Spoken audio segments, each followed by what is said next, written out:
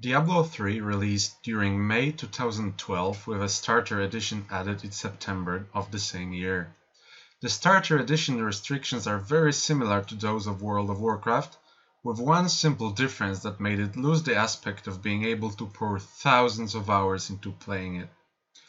In F2P Diablo 3, you're limited to a level 13 cap, you cannot create Crusaders or Necromancers, you cannot create seasonal or hardcore characters, you also cannot play with players who own the full game, only with other free-to-play players, if any are online, and you're also limited to only progressing up to the Skeleton King in Act 1, which would take new player around an hour. This is what differentiates Diablo 3 F2P and WoW F2P the most. After killing the Skeleton King for the first time, you can still grind up to level 13, try out all the classes, get some gear, but then you'll have pretty much nothing else to do. In this video I'll try to present the very brief history of free-to-play Diablo 3.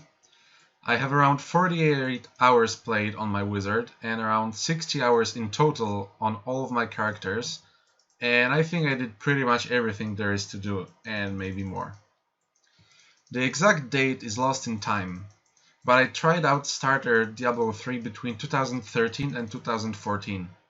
After getting to level 13 and obtaining some of the easy achievements, I tried to get a group going on then still twinkinfo.com and found a few people interested in trying the game. We all geared our characters with legendary items. First two levels when you could loot some were 9 and 13, and did some PvP. There was a problem with PvP though, as it only had one arena and one playing mode, which was free for all, and we quickly became bored. Even more so, that if someone had an Nagel ring, which is now grandfathered, by the way, and the only legendary I don't have, the ring would spawn a monster with damage so high it would literally one-shot anyone. As for the gameplay besides the PvP, I think hash browns on XP off summed it up the best. We like to start on the last act, found the Skeleton King.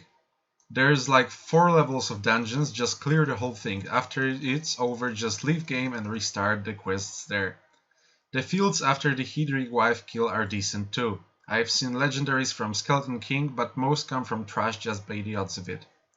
So as you can see, the gameplay PvE option of it basically boils down to start at the last quest, clear out the whole cathedral, reset. After it all died down a bit, there was one significant change for starters in Diablo 3. Previously unreachable Artisan was added to Tristram in Act 1. Her ability to reforge stats is useful and fun, and high gold prices made for a good goal to strive for during an evening or two. But not much else could be done. So, if you're interested in trying out starter Diablo 3, here's what you can do to fully beat the game. Get to level 13, start farming whatever area you want on hard mode until you have all gear in legendaries. The only slot that doesn't have a legendary is gloves. Max out your blacksmith, then check your legendaries at the artisan. If your stats are perfect or close to perfect, that legendary is good. If not, try to farm up the item with better rolls. No point in wasting gold on non-perfect legendaries. Lastly, enchant your items. Because the PvP or playing with other players is pretty non-existent, in my opinion best reforges are getting movement speed bonus on boots, then reforging useless stat on every single other slot into plus bonus to gold.